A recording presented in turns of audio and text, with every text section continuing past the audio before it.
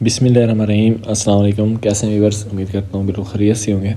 अच्छा, आज बात करते हैं कि अंगूर की प्रूनिंग के बाद जिस टाइम नई शाखें निकलना शुरू हो जाती हैं तो उस टाइम हमें कौन सी एहतियात करनी चाहिए ताकि जो हमारे पौधे हैं वो बिल्कुल तंदुरुस्त रहें। जिस टाइम हमारे ग्रेप्स की शाखें निकलना शुरू हो जाती हैं तो सबसे पहले जो अटैक करती है वो फंगस होती है। वो कौन सी फंगस होती है?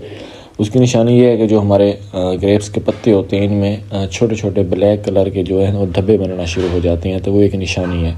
धब्बे बनते हैं, पत्ता मुरझा जाता है, उसकी ग्रोथ रुक जाती है। जिस टाइम पत्ते की ग्रोथ रुकती है तो पौधे के ऊपर भी उसका बराह रास्त असर पड़ रहा होता है। शाख जो छोटी होती है वो सूख जाती है और उसके साथ जो हमारे फूल निकल रहे होते हैं, जैसे कि अभी आप लोग ये देख भी सकते हैं, ये भी मुरझाना शुरू हो जाते हैं, जिसकी वजह से हमारा काफ़ी ज़्यादा लॉस हो सकता है। तो आपने ये स्प्रे किस टाइम करनी है? जिस टाइम आपकी मुकम्मल तौर पर शाखें निकल आए, मीन की अच्छी सारी तमाम शाखें निकल आएँ, तो उस टाइम आपने कोशिश करनी है फंजीसाइड स्प्रे करनी है। अगर आप लोग कॉपर ऑक्सीक्लोराइड का इस्तेमाल करते हैं तो उसके सबसे ज़्यादा और अच्छे और बहुत ही ज़्यादा अच्छे मीन के रिज़ल्ट्स हैं।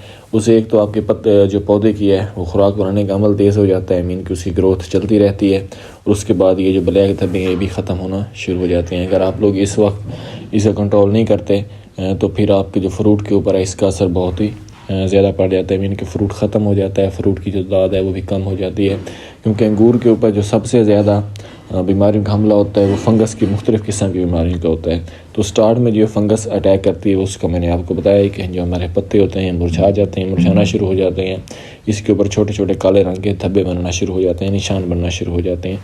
तो आपने सबसे पहले ये काम करना है, ये जैसे ही पत्ते मुकम्मल हो जाएं इसके ऊपर से ये स्प्रे कर दें। उसके बाद पोलिनेशन का अमल जारी होता है, पोलिनेशन होने दें अच्छी तरह। जिस टाइम पोलिनेशन हो जाए, फ्रूट बनना स्टार्ट हो जाए, उसके बाद फिर आपने फंजीसाइड का इस्तेमाल करना है ताकि आपका जो फ्रूट की क्वालिटी है वो अच्छी से अच्छी बन सके।